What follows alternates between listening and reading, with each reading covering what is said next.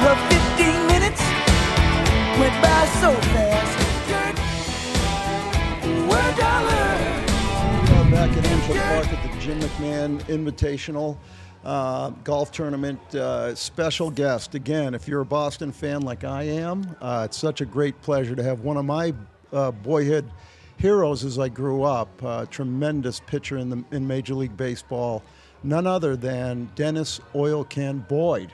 My man, it's so great to have you here today, Dennis. Thank you. It's good to be here. You know, you had a storied career. You pitched with Roger and had a great staff there. Were you drafted, or how did you come up into the major leagues? I came out of Jackson State University, drafted by the Red Sox in the 16th round in 1980, and went into minor league baseball. Pretty much dominated when I got there. It wasn't easy, but at the same time, I knew that I had the stuff that it took to get to the major leagues. You did. Did you come up with the Paw Sox? Was that through Pawtucket, or did you come up through a different system? I came from AA. I signed with the Red Sox, of course, but I came up September of 1982 out of AA, and I had a really good season in Bristol, Connecticut in the Eastern League, and it rewarded me by calling me up to the major leagues. So it was real good. Yeah, you had the great nickname, which obviously didn't hurt, right? And you were kind of an iconic guy. It was in that, I guess Fitridge was he before you, or in that same little before you, right? So the Bird had kind of created that whole mantra, and when you came in, it was similar. What was your go-to pitch when you were getting guys out? Whatever one that worked at that time. I had a lot of different pitches, but that's the part about pitching that you can sit and explain it all. It'll take you all day, but at the same time, I didn't really have out pitch or anything like that. I had command of the ball, and I had a really, really good intellect about pitching. So I pitched the contact. So that was my whole thing, was to put the ball in play, throw as less pitches as you can, get through the ball game, and then get a ball game to the closer. If not, I'll close it myself. Yeah, you were awesome and a lot of fun to watch. What was it like to play in Fenway Park? Nothing like it. Remember the first moment, first time coming up to the ballpark, of course, in 1982, when the car pulled up to the stadium. I was looking for the stadium. I was like, where the ballpark at? They say, you at the ballpark. I'm like, so I had to actually look up to see the lights, because the ballpark looked like a factory. Yeah, it's different, isn't it? It was so different, So it's a ballpark behind that building right there. They said, yeah, it's a ballpark back there. So when I went in there, it was the most incredible thing that man could have probably ever done. To me, it's one of the wonders of the world.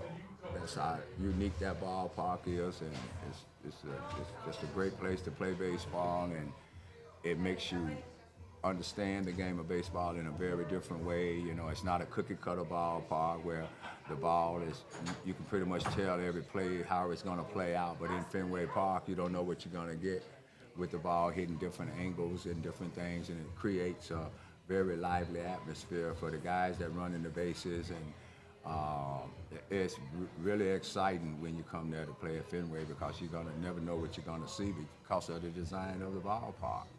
It's a very unique place to play. I love the way you put that, Dennis. That as a kid growing up and going there, that's exactly what it was like. It was really like a wonder of the world with that wall out there, and I just can't imagine what it was like to hit that mound and throw a pitch there. As you know, the relationship that the fans have with the Sox there is absolutely crazy. Right. Nothing like it. Nothing like it. Did you ever hear any complaints from opposing teams that had to be in that bullpen out there in the bleachers? Red Sox fans are, I would say, compared to like Yankee fans. Right, yes. The passion that they have for the ball player that's on the field, but they also just have a great passion and understanding of the game of baseball. Yes. So, just the whole history of the 100 and some odd years that baseball has been around, it's been a very special part of New England, more so than probably anywhere in the country, that every kid adores it, from Maine down to the Mason-Dixon line. They love the game of baseball back east, and you had all the great baseball players come through there to play on the East Coast, from anywhere from the Orioles to the Red Sox to the New York Yankees. You know, they're like the founding ball clubs. And it's true. So it's just very special when you think about baseball played on the East Coast, and I was a part of that. You really were, and a tremendous part of that. So, and you grew up in Mississippi, correct? Mm-hmm. But yet, when your career was over for at least a while there, you resided in Rhode Island. Yeah, I lived in East Providence. My wife is from East Providence. And, you know, I took a liking to the area when I first got there. It's a very unique, big, small city at the same time. A lot of people in a little bitty area. Very unique place that baseball would be played, AAA baseball. It has a multitude of cultures, of, you know, different lives, of different races of people that made the melting pot really, really good. And it was just a great place to make home for a little while. Like I said, my wife is from there. Now we moved back to Mississippi. I'm a country boy. You know, I like red clay, I like crawdad, and, you know, I like cornbread. You know what I'm saying? It's a little warmer too, huh, buddy? Oh, yeah. How'd you make it through up there, man? I left when you came, so I left in '80. I grew up there too, and left. It ended up in Southern California, so I didn't have to shovel snow, man. Oh yeah, I did a little bit of that. You know, it was, I did a lot of it, tell you the truth. But it was, you know, it's like I said, it was very unique. Me coming from Mississippi, and, you know, never really ever experiencing snow or really, really cold weather like that.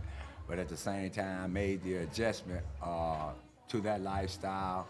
Like I said, with the people up there, for some reason, adored me. Oh yeah, we did. Like I've never ever been. You know, I can't even explain how the atmosphere And the community really embraced you. Yeah. It's very heartwarming to know. Yeah, there's no question about it. We love our Red Sox, and you know, they live forever with us. So I read interestingly that after your career, I remember you as a real wiry guy. We talked offline about Rogelio Moret. You had a similar build. You know, which I'm sure helped you with the fastball, etc. And you seem like somebody, because you've always kept yourself in shape. You're never a heavy guy, even post baseball.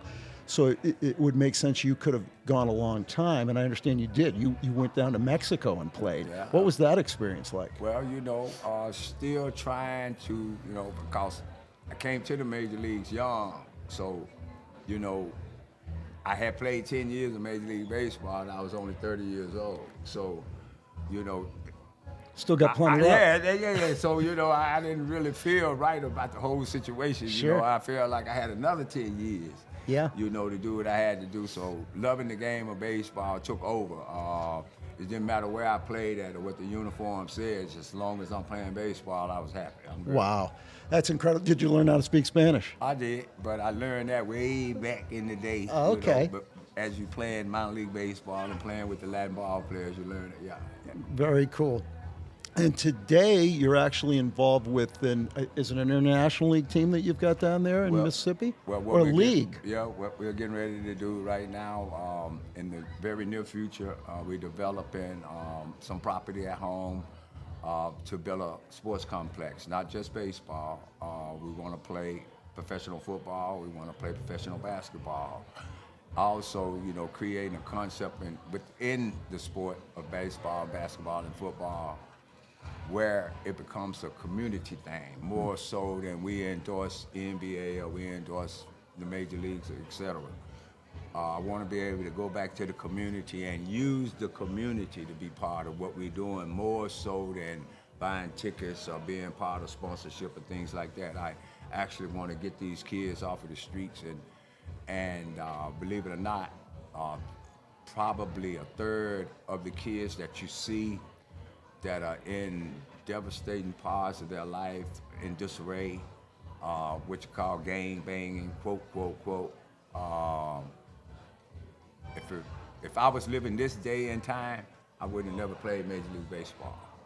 So I can really understand what the babies are going through. So I'm able to relate to it. So I'm able to go back and be on the inside of it and be able to, and I don't have fear of myself. I look at it like that. So I'm able to go off into the neighborhood, no matter how hard or how cold it is, or how devastating it is, how violent it is. I'm still able, for some reason, I've been blessed to be able to go up in there and become a cohesive, be able to help young minds figure out what to do, how to be a person, how to be a respected person, how to love yourself. That's what I'm about. I'm about trying to go back and give these babies some self-esteem. That's an awesome thing, Dennis. And with the advent of social media, it's different than we grew up. You played farm, and then you went to the minors, and you went to the majors, and everybody dreamed of being a Major League Baseball player, and it gave us something to do. Right.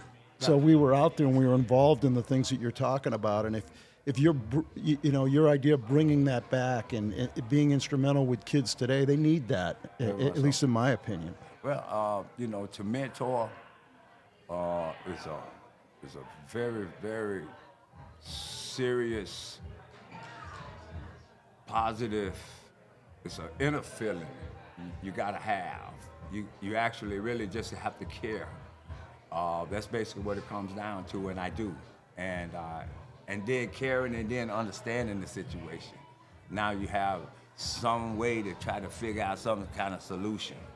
And then attack that with that. And, like I said, I want these kids to learn to look in the mirror and learn to respect yourself and learn to love yourself. And then if you love yourself, now you can love others. And that's what I'm trying to do right now, and I'm using sports to do it. That's a way to get their minds off of a lot of things. I know that sports will endorse that in some kind of way. Make it positive for a kid to go home one day and say that, I didn't know I could do this, I didn't know I could do that, I didn't realize I could be here. Try to change their minds about where they are right now and put them in a different frame of mind. Oh, that's awesome. Is there, I know you got the baseball thing going down there, it's Meridian, right? And where's that in proximity in the state of Mississippi? Well, it's East Mississippi, West Alabama. I almost live on the Alabama line. I'm literally maybe 5 miles and you're into Alabama. But it's also a little bit north of the Gulf of Mexico, which would be Mobile, Biloxi, Gulfport, New Orleans, that whole area right there is about 100 miles south of me. And then Tennessee is about 100 miles north of me. So I'm in between them, and then you can probably go about 140 miles and you're in Arkansas. So, you're right in the middle of it all there. Right, and then I can be in Pensacola, Florida in 2 hours. So, you can get out of spring training. Yeah, not too far, right? Yeah, it's a nice area, and a lot of people are starting to migrate, believe it or not, to vacation in the southern part of the state of like the whole Gulf Shore type thing. Anywhere from Pascagoula, Mississippi to New Orleans, beautiful beaches, very reminiscent of what Florida would be. Sure. And parts of Texas like Corpus Christi and different areas. So a lot of people are starting to move toward there from the north to move. They find it to retire. They go down that 95. They want to get out of there. They don't want Florida no more. They say, it's, and they find out that the southern part of Mississippi is probably got the prettiest beaches probably in the whole country. Oh, wow.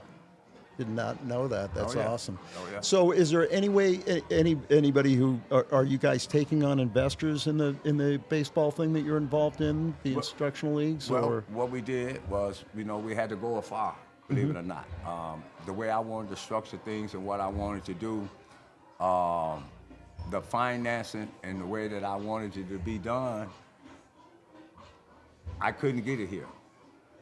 I simply couldn't get it here. Sure. And I had to go abroad to be able to create the concept that I wanted to create because, like I said, we fighting against a lot of things. Sure.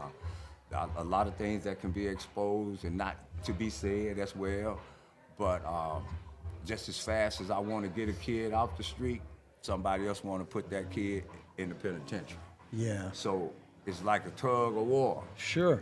So you got a system there. yeah, so I have to try to step in between that and try to see what's going on because we're trying to save life, but at the same time, there's a bad element out there right now that's it's invisible, but you can feel it, and it's not good. No. It's not good. It's not good. Well, we're glad to have people like you out there, Dennis. So we got the big game here, Super Bowl coming up. Who do you got in this game on Sunday? Well, I'm biased. I like Mahomes. I'm real close to his dad. That's you know what I'm saying? Was he after you? Was that? Yeah, he was after me. But pitched with the Rangers and the Twins. I got a chance to meet Pat. And did an autograph signing with him. And, that's cool. I got a chance to be up on him one-on-one, and as I was with him, I saw everything that we had in common, and I noticed I watched him pitch, and he had 23 on. And I said, yeah, you wore 23. He said, that's why I wore 23, because you wore 23. There you go. It made me feel really, really good that young black pitcher, and he was a good young black pitcher, and it made me feel real good that he admired me, and I was like someone that he wanted to be like. And now his baby is probably the best quarterback. Yeah, and might be the best ever. I feel real good about that, and I do. So that's who I'm pulling for to win the Super Bowl. But for that reason, probably only is that I would like to see that baby. Yeah, awesome. Well, there you heard it from number 23, Dennis Oil Can Boyd here on Brent McMahon 3 out here at Angel Park with this great golf tournament.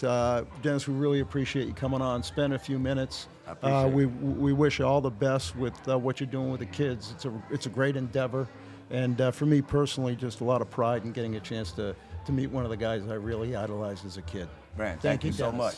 Thanks for having me on. Man. It's Thank a you. pleasure. Thank you. And give me a chance to talk and everything, and show a little bit of emotion. Oh, for both. Little bit of good. Let some people hear some good things. You know, that should be going on, and I appreciate you letting me do that. Thank you. Anytime. Thank you, Dennis. All right. Appreciate Okay. it. Thank you. Thank you.